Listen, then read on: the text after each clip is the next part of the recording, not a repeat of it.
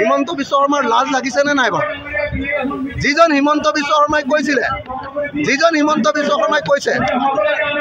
মই আকৌ গুৰিত অকল বাংলা দেখি থাকে, গোৱালপাৰাত অকল বাংলা দেখি থাকে, বৰপেটাত অকল বাংলা দেখি থাকে, সেই হিমন্ত বিশ্ব শৰ্মাই ধুবুৰীত আজি ভোট বিচাৰি আহিছে।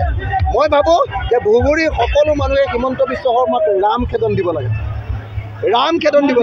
তেওঁ লাজ পাব লাগে যে ধুবুৰীত তেওঁ ভোট বিচাৰি আহিছে। সেইকাৰণে মই অতি স্পষ্টভাৱে কৈছোঁ যে হিমন্ত বিশ্ব শৰ্মাই ধুবুৰীত ভোট বিচাৰি অহাৰ কোনো নৈতিক অধিকাৰ নাই।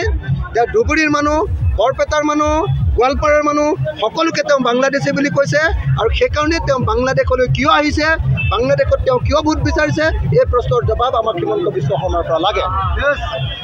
বদৰুদ্দিন আজমলে আপোনালোকে সকলোৱে দেখিছে, বদৰুদ্দিন আজমল পগলাৰ নিচিনা হৈছে, বদৰুদ্দিন আজমল উন্মাদৰ নিচিনা হৈছে।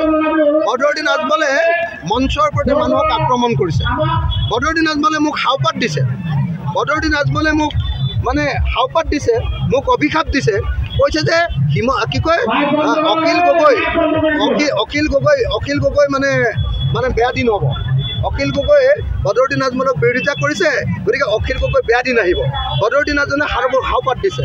মোৰ ক'বলগীয়া এটাই কথা যে শগুনৰ হাওত বুঢ়া গৰু